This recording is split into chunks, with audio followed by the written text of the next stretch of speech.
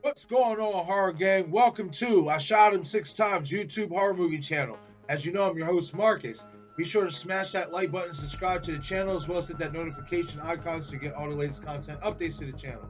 In this video, I'm going to do my spoiler review for Student Body. But before I do that, let's hit that intro.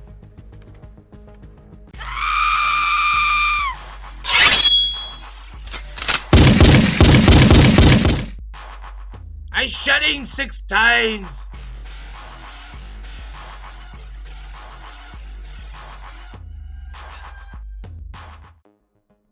Alright gang, let's get into it. Keep in mind this video does contain spoilers, so if you haven't seen this film yet, you may not want to watch this video. Student Body, which is written and directed by Leanne Kerr, who by the way is a fellow Pennsylvania native from right up the highway in Harrisburg from me in York. So it was a nice little tidbit to find that out on Craven Something Scary's live stream that I was watching the other night when he was interviewing her, when she was giving her background, and that's where she's from. It's always nice to see somebody close to home or from home doing big things. With that being said, let's get into the story. The story follows Jane Shipley, who is portrayed by Montezi Hernandez, and her group of friends, Merritt, Nadia, Ellis, and Eric French. Merritt is portrayed by Cheyenne Harris, Nadia is portrayed by Harley Quinn Smith, Ellis was portrayed by Anthony K. Vaughn, and Eric French is portrayed by Austin Zajer. Now I want to point out that Merritt and Jane are more or less more friends than anything. They were basically grew up as best friends, but you can tell immediately that their relationship is kind of on a different level now. Kind of seems more like Jane is kind of like the outsider, and Merritt is more like the cool kid at school, etc. That's the vibes I got from these characters. Be that as it may, it starts off in the hallway where Jane approaches Merritt, and Merritt goes on a spew about her mother, basically insulting her, etc., what have you. So then it picks up in the math class of one Mr. Onspach, who is portrayed by Christian Carmago. Everybody gets their math test results back, and everybody but Jane fails miserably. Jane, on the other hand, passes with flying colors to a tune of a 96%. So, Merritt and Nadia plead for a retest, prompting Mr. Onspach to pick Jane to come up to the board to solve the written concept that he had written on the board that he had asked the other classmates to come up and solve, that they did not want to come up and solve and acted like they could not solve it. So he picks Jane, being that she basically, out of all the tests that we saw, especially in the core main group, she passed the test, so he knows that she's really good at this. So he picks her to come up to the board to solve the concept, etc. She does so, and everybody in the class just obviously looks stuck, and it's like how does she know all this? She's the only one who got it. Mr. Onspach is more like, well, if she can do it, you all can do it, so guess what? We're not taking a retest. So we go further into the movie, etc., and Mr. Onspach approaches Jane, and he's telling her and commending her for her good work on her test, etc., and at the board. And then he proceeds to approach her even further, put his hand on her on her shoulder and tell her, hey, you don't have to be afraid of your talents. All the while, Merritt is watching this unfold, and as she sees this unfold, you see a light smirk come across her face.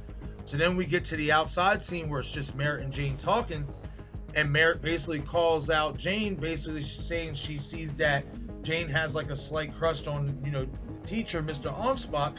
So basically Merritt is going to try to use this to an advantage to try to get Jane to convince Mr. Onspach to give them a retest. So, that being said, Jane falls into Merritt's trap and what she wants her to do, and proceeds to go to Mr. Onspach's office and ask for a retest. Mr. Onspach, which I want to say real quick, I thought Christian Carmago did a really great job in this role, playing a creepy, methodical, speech-driven teacher. Well, you always have those teachers. They're one of those teachers that really give a damn about their students, and sometimes maybe take it a little bit too seriously and excessive. He played that role to a T. So really good job by Christian Carmago in this role playing Mr. Onspach. So he proceeds to tell her, you know, do you realize why you got a 96? He said what I'm trying to figure out is why you only got a 96 instead of 100% on that test. And basically he proceeds to tell her the reason why she got that one question wrong is because she wasn't 100% focused, which she tries to, you know, say that she studied, etc. Well, he grabs her bag, grabs her notebook, which her notes should be in, and realizes she doesn't have any notes from his class, so she lied. So he gets upset, and then he goes on to spew about there's two different type of people in this world. There's fiddle people and there's hammer people. Fiddle people are the people who, you know, drive their convertibles, as he says, and just breeze through life. And then there's like, then summer's over, and then what? Like, basically fiddle people are the ones who play around in class and basically will never amount to nothing. But hammer people are the ones who always work hard and hammer their way through every situation in order to, you know, have a good life and to be successful. So I found that dialogue between them in that scene very, very interesting because, like I said, that is something like what a teacher would tell there's a fellow student that they are really invested in, that they see so much potential in, that if a student is wasting it, that's something that a teacher would say to a student.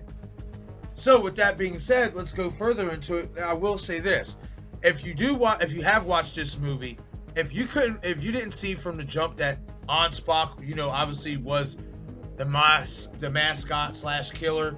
I mean, I don't know how that wasn't so obvious to you. It was blatantly obvious to me from the time we seen him on screen that he was gonna probably be the one under the mascot. Now, let's move on. So obviously, once again, you know, they're talking or whatever, and Jane feels, you know, kind of offended and, you know, a little shook up that Ansbach took her bag and kind of addressed her in that manner. So she calls Merritt. Merritt proceeds to take her to the principal's office to try to do something about about Ansbach's actions, etc. So they move on or whatever until they go back to the school to raid the gym teacher's liquor cabinet or what have you, or she's apparently an alcoholic and somebody tipped them off that she has a stash and they went to go party. Well, that's when everything starts to go awry, and Ansbach goes on this killing spree, basically killing off all of Jane's friends except for Merritt. Now, this is where we get to the ending scene or whatever. Merritt proceeds to tell Jane that this is all her fault, all, you know, this and this and this and that, everything that's happened, Ellis getting killed, all the others getting killed, this is all her fault.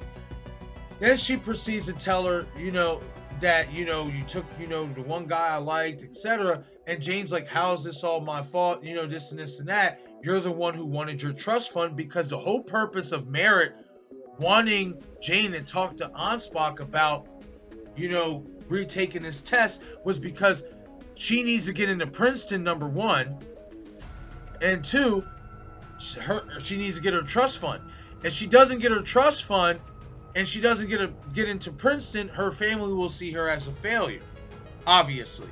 And there's also an underlying meaning, is because essentially, like I said in the beginning, Jane was living with Merritt and her family.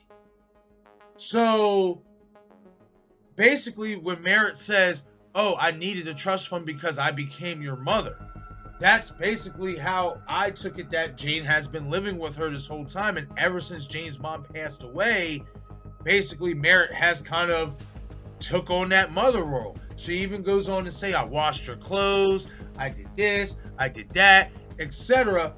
And the tension leads up to the point where Jane actually pushes Merritt off the balcony and Merritt dies.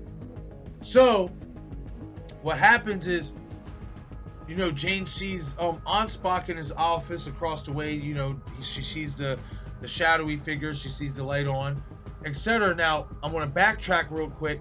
When Ansbach was attacking Ellis, Jane did stab him or whatever. So basically, Ansbach just proceeded to, I guess, go back to his office and just see how these events play out, whatever. Well, we get to the scene where Jane goes to his office and approaches him And he tells her, I thought the conversation that we had basically about fiddle people and hammer people would be enough to motivate you, that you need to break away from these people who are holding you back from your full potential. So basically, Ansbach, as a teacher, his whole point was to teach her that you're around the wrong people. You have such a brilliant mind, but by hanging around these people, you're going to let them take that away from you because you want them to like you. It's kind of like classic cliche in high school, where the dorky kid wants to be a part of the cool kids type scenario, but just in a much more twisted, realm, obviously, because this guy went to the extent of killing her friends to get that point across. But then we also find out that Jane did learn something in herself, and then that's that she's not as weak and pathetic as she may have thought. I'm pretty sure after she lost her mother and stuff like that, and then once Merritt, being that was her best friend, started to branch off with these new group of friends, I'm sure she did kind of feel like she was a weak link, pathetic, etc. As anybody who would go through that type of situation would probably feel, especially battling with depression, etc. So by digging deep and surviving the night, and then obviously outlasting Ansbach in the final act, she realized and doing what she did with Merritt by pushing her over the balcony, she realized that she wasn't as weak and pathetic as she thought she may have been before. So altogether, guys, I thought that this was a pretty good movie. It was something I'll watch again. I thought Leanne Kerr did a really good job. It wasn't super scary, wasn't super suspenseful. It was pretty predictable what was going to happen, but it wasn't predictable to the point where you were like, oh man, this is stupid. You know what I mean? It was predictable to the point where it's like, oh, okay, I even though it was predictable, okay, I tolerate this. This was all right. You know what I mean? Especially the motive, because like I said before, guys, you always have that one teacher. I'm not sitting there saying there's a teacher out there that's going to start killing your friends, to make you see that you're hanging around the wrong group of people to, unlock your full potential in terms of academics or whatever. But there's always those teachers out there that do invest a lot in their pupils, or in a certain pupil that they may see is fledgling or could be doing better, that isn't applying themselves that way. There's always those teachers that go above and beyond and try to help that one student. But with that being said, the movie itself, like I said, was pretty good. There wasn't too much blood, wasn't a lot of blood. Every kill was a purpose, wasn't done cheesy in a cheesy manner or to the point where you're like, oh, that's fake. Every kill that happened was like, oh, okay, that's legitimate. I can buy into that, and the fact that the main weapon was a sledgehammer and it wasn't a knife or a gun or something that we're usually used to seeing in horror slasher flicks. It was a nice diversion to see a sledgehammer being used as the main weapon. Alright, gang, that's it for this video. If you like this type of content, please smash that like button and subscribe to the channel. Your support is greatly appreciated, as well as hit that notification icon to get all the latest content updates to the channel. This is our Shot 6 Times YouTube horror movie channel. I'm your host, Marcus. Be sure to follow me on Twitter, Instagram, and Facebook as well. Thank you for watching.